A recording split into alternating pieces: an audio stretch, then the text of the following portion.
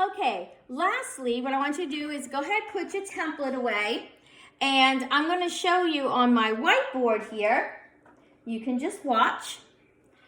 I'm going to need my straight edge from yesterday. So I'm going to grab my straight edge. Remember, it's just a piece of paper. Okay, and using my straight edge, I'm going to draw one ray. Okay, so I'm going to make a dot here on my whiteboard. And I'm going to make another dot up here. I'm going to call this dot A, and I'm going to call this one B. Since it's a ray, remember I have an endpoint, but then a ray extends the other direction. Okay, so that's one ray. Okay, and I'm going to draw a second ray. I'm going to create a right angle. So I need to use my right angle template to make sure it's a right angle. So I'm going to put my dot here, and I'm just going to connect it.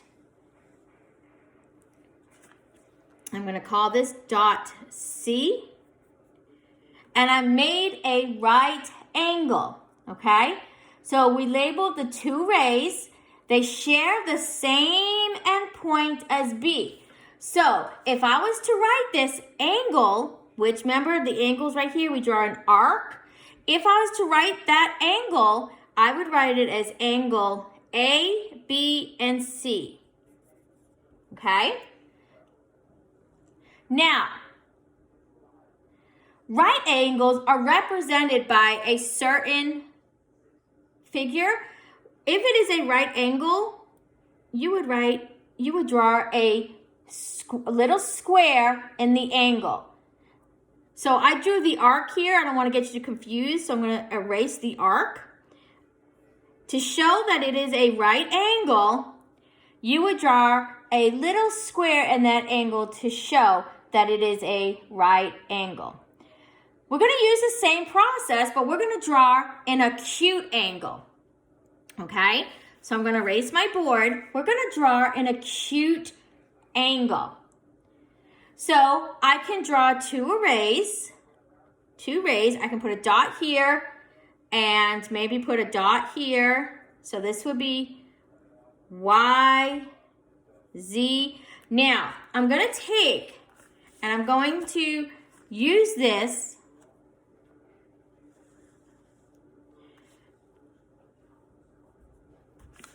to draw, that is crooked, I'm sorry, my first ray, Y and Z.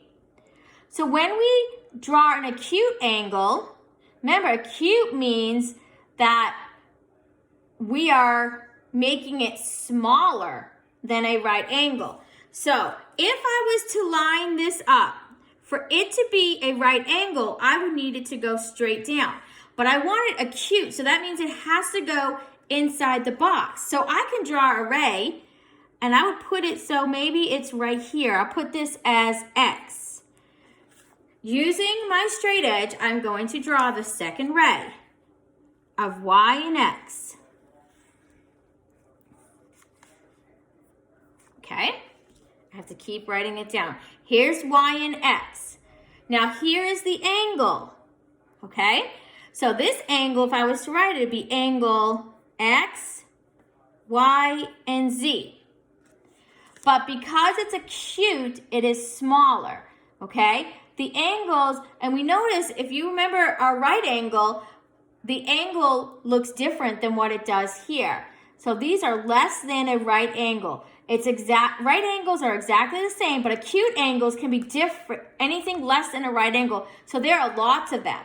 Acute indicates less than a right angle.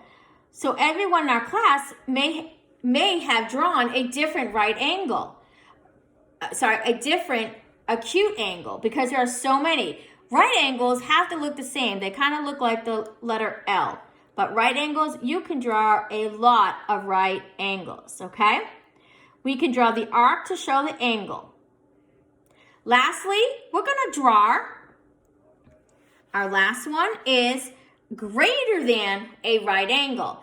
So when we show angles that are greater than, they are not equal to a right angle, So let's start here by drawing angle. I'm going to draw angle J, K, and L. So I know K has to be in the middle. So let's say I draw this as K and this as L. I can use my straight edge.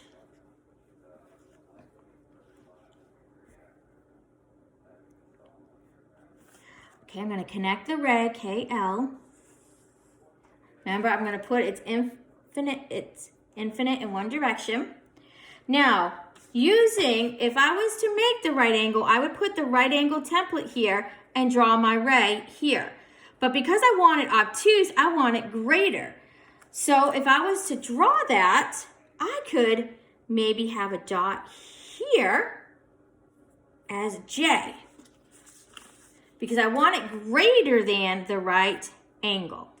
I want it outside my box, my right angle box. So remember, if I line this up here, for it to be a right angle, this would have to be along this edge. But because it is outside the box, we call that an obtuse angle. And again, the angle is right here, and I can draw an arc to show that it is obtuse. Okay? So we have one more angle to look at. Okay?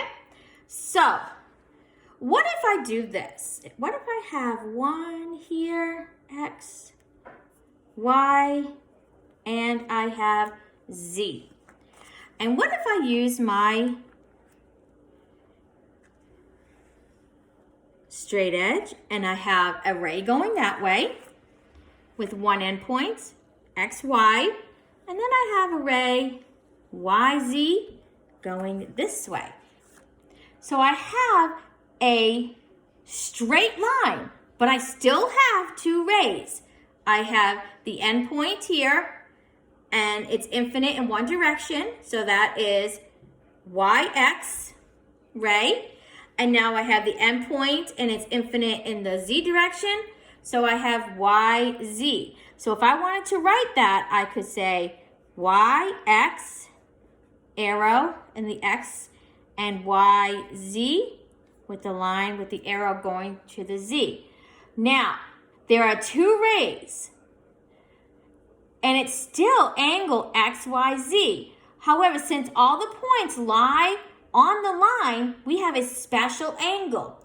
We call this a straight angle. We call this a straight angle.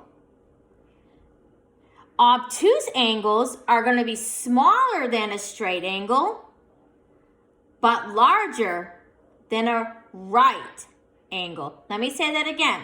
Obtuse angles are going to be smaller than this straight angle, but larger than a right angle.